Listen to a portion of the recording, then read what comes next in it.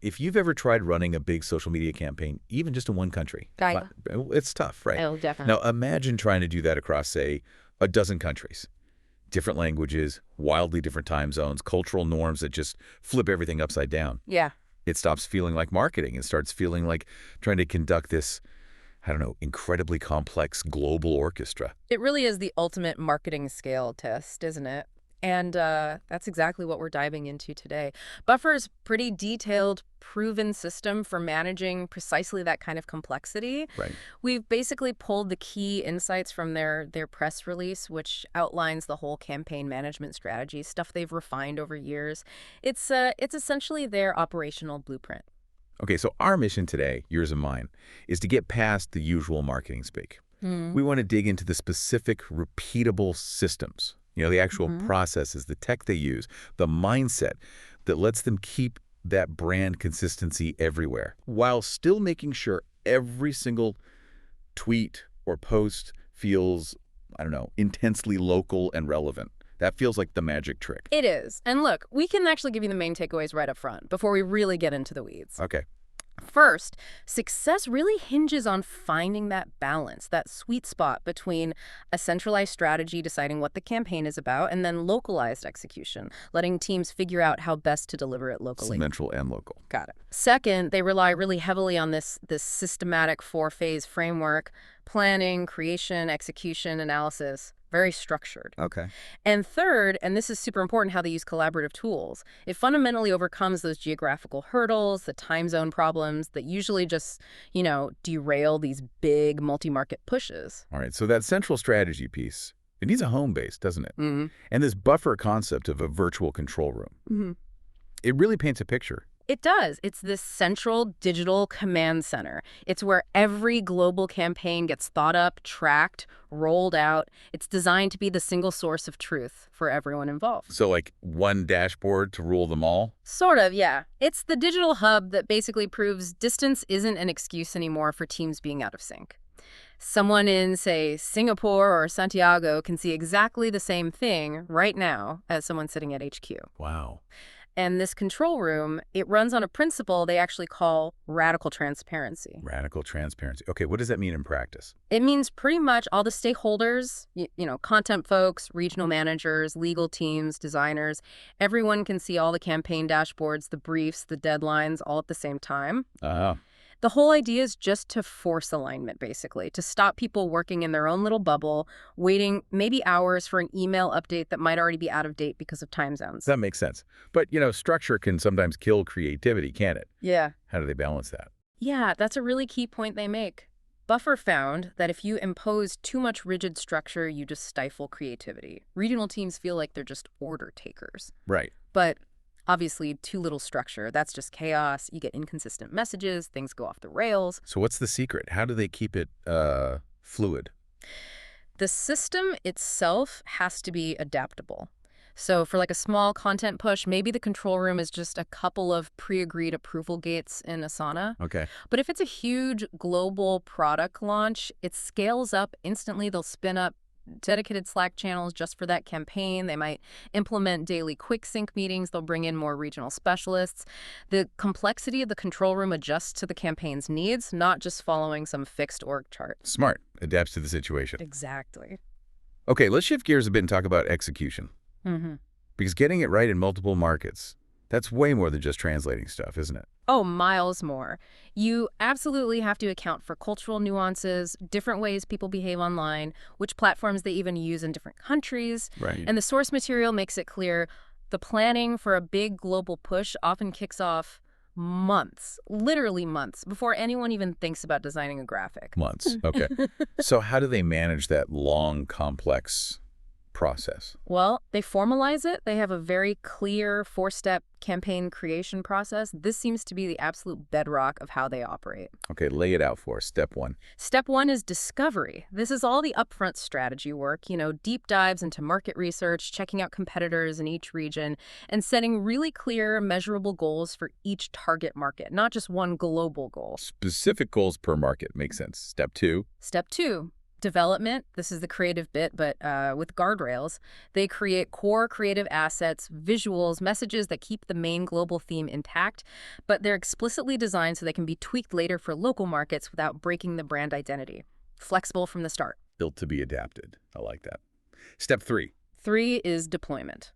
And this is where their own buffer platform really shines, obviously. They're not just blasting everything out at once. They coordinate launch times very precisely based on local time zones and even peak social media usage times in each region. Maximize that initial splash. Using data to time the launch. Sure. Smart. And the final step. Step 4 is diagnostics. So that's real-time monitoring while the campaign is running, watching the performance, and then a really thorough post-campaign analysis afterwards. What worked, what didn't, where, why. Continuous improvement loop. Okay, discovery, development, deployment, diagnostics. Got it.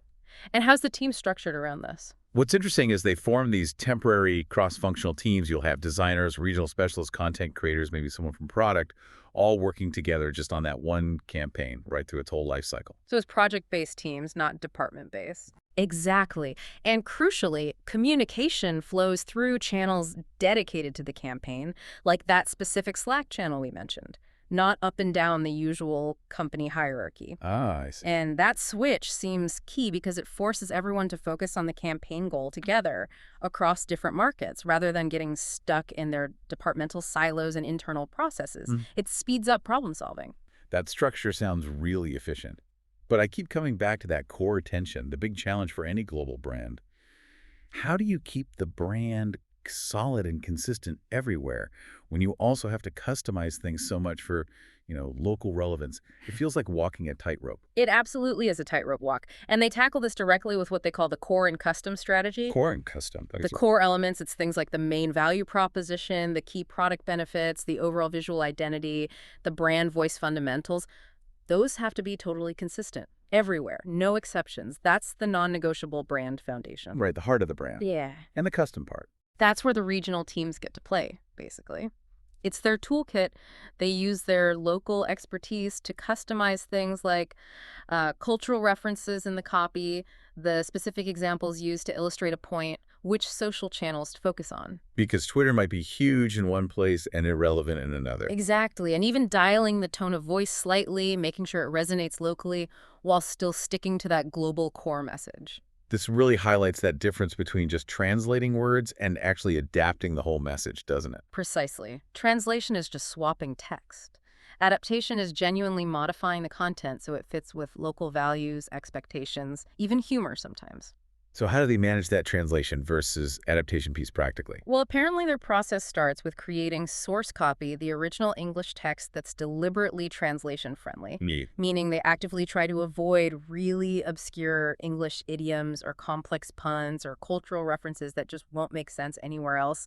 Keep it clear, keep it transferable. Then, for efficiency, they might use machine translation to get a first draft in a local language, but, and this is key, that draft is always then refined by native speakers on their team, people who really get the brand voice and the nuances of their own culture. Human touch is essential. So machine for speed, human for quality and nuance. You got it. And it's not just words either. The visual design needs to adapt too. Right. How does that work? You can't just stretch a logo. No, definitely not. They use what they call modular design components. Think of them like little building blocks for visuals. Okay. This lets them make practical adjustments, like needing more space when English text gets translated into German, which is often much longer, or fleeting layouts for right-to-left languages like Arabic or Hebrew. Practical stuff. Very practical. But the trick is, even when the components shift around, the core brand recognition elements, the specific colors, the typography, the logo placement rules, they stay consistent. So it still feels like buffer, even if the layout is a bit different. Okay, so managing all these moving parts, the core, the custom, the translations, the visuals across all those time zones, the technology stack must be absolutely critical. What tools are they leaning on besides their own platform? Yeah, the tech is vital glue. Operationally, you've got things like Asana, which they use heavily for managing all those complex workflows and deadlines we talked about. Right, the project management side. Exactly. Then those dedicated Slack channels for the real-time quick communication and problem solving within the campaign teams. Standard cloud-based tools, obviously for collaboration, sharing files, version control, think Google Workspace or similar.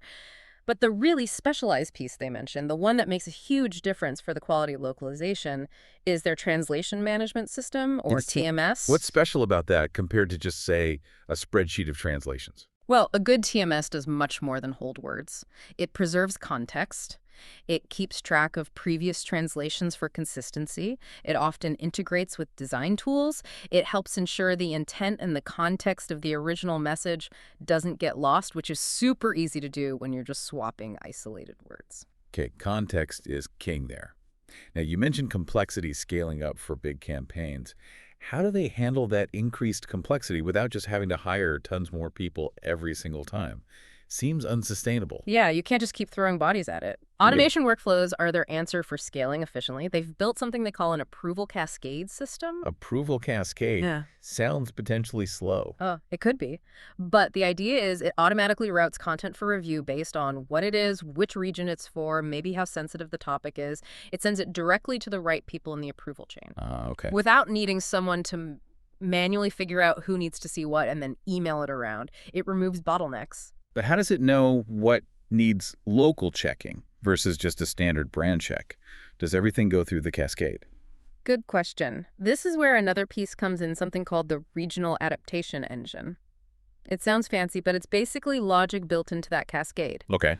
Its job is to intelligently identify only the specific parts of a piece of content that actually need localization or a regional expert's eye.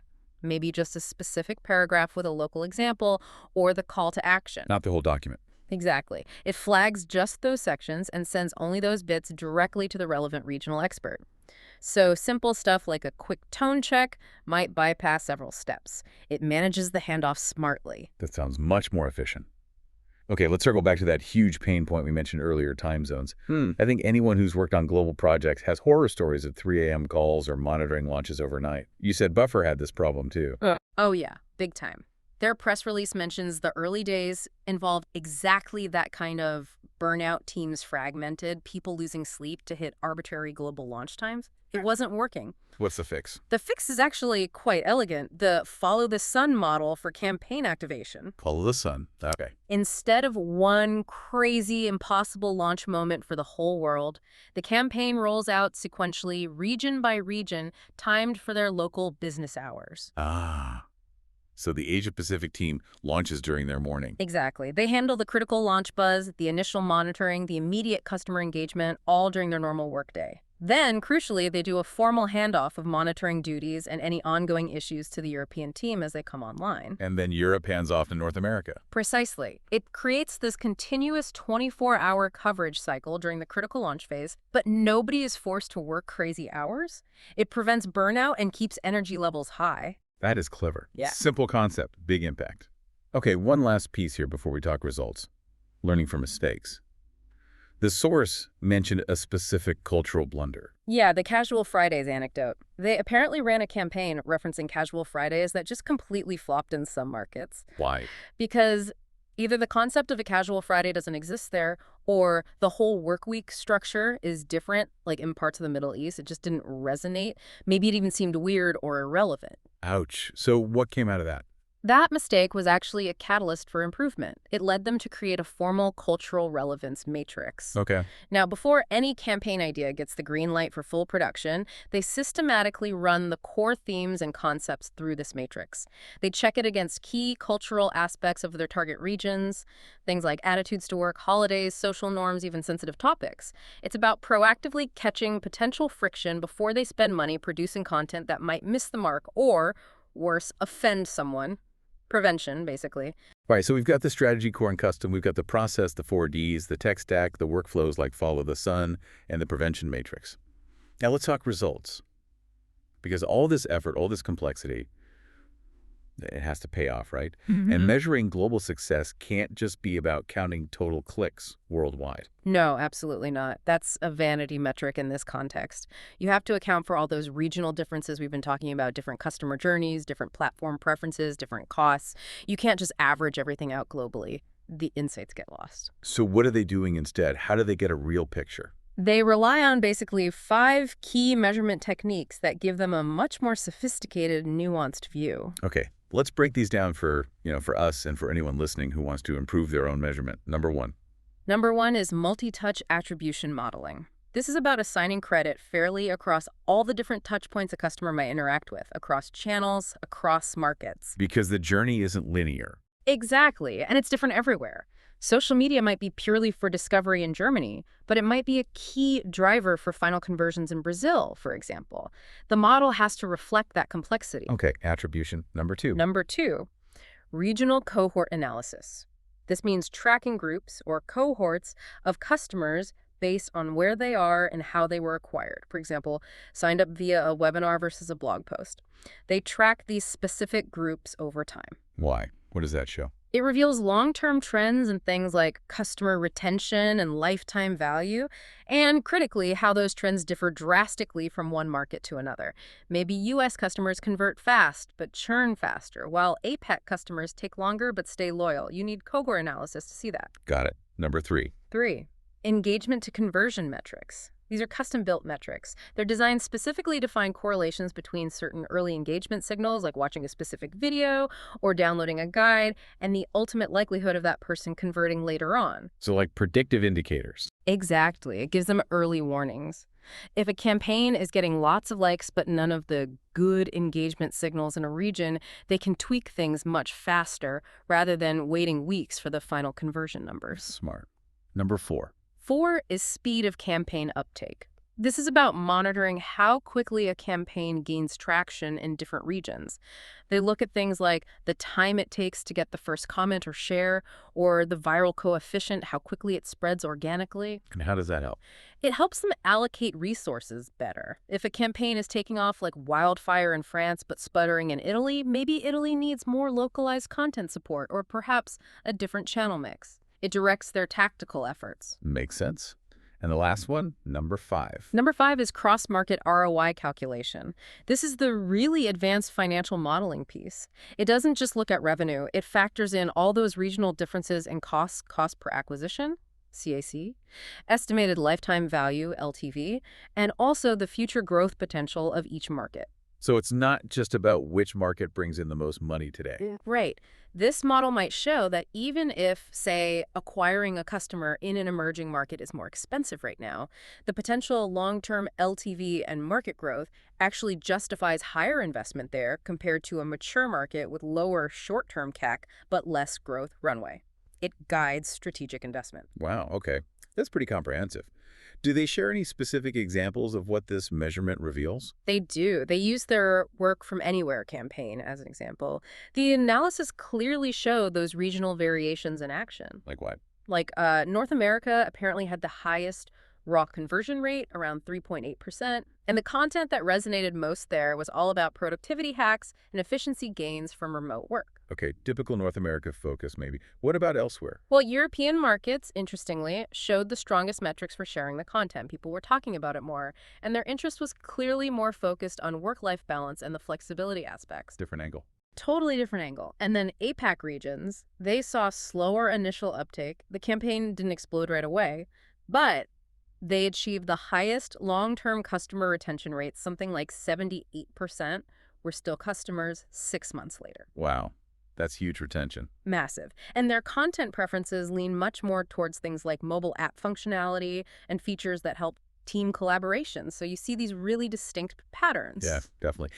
And I assume they feed those insights straight back into the next campaign cycle. Yeah. Back to step 1, discovery. Absolutely. That's the whole point of the diagnostic step. It directly informs future strategy, content development, channel choices. It closes the loop. Okay, so if we try and pull this all together, synthesize what we've learned today. Yeah. The big takeaway for me is that successful global campaign management buffer style, it isn't about finding that one magic message that works everywhere. That's a myth. Right. It's much more about designing these flexible systems. That whole core and custom idea, the adaptable control room, the follow-the-sun model, systems that can bend and adjust to what each local market needs. While still keeping that operational machine running smoothly and protecting the core brand identity. That seems to be the essence of it. Exactly. It's flexible frameworks over rigid playbooks. And they seem really committed to keeping it flexible for the future, too. How so? They apparently have a regular quarterly horizon scanning process. They specifically dedicate time to look at emerging trends, new platforms, shifts in how people consume media globally. The goal is to make sure their frameworks are ready to adapt, not just update old tactics. Always looking ahead. That's a big shift from how a lot of places operate, kind of campaign to campaign. Okay, so for our final thought, something for you, the listener, to mull over. We talked about those regional differences in campaign results. North America liking productivity guides, Europe focusing on work-life balance case studies, APAC preferring video tutorials on mobile features, different formats, different angles. Right. But there's one content type that, according to Buffer's findings, consistently outperformed everything else in all markets, regardless of those local preferences. And that was Authentic customer stories. Real stories from real users. interesting. Universally effective. Universally effective. So the question we want to leave you with is this. If authentic customer stories consistently perform best everywhere, what is it about that genuine human connection, that authenticity? What makes that apparently resistant to needing heavy cultural adaptation? Could it be that storytelling, real human experience, is actually the most powerful global core element you can have? Something to definitely think about, especially if you plan your own campaigns, global or not. Well, this has been fascinating. Thanks for joining for this deep dive into Buffer's approach. Glad to be here.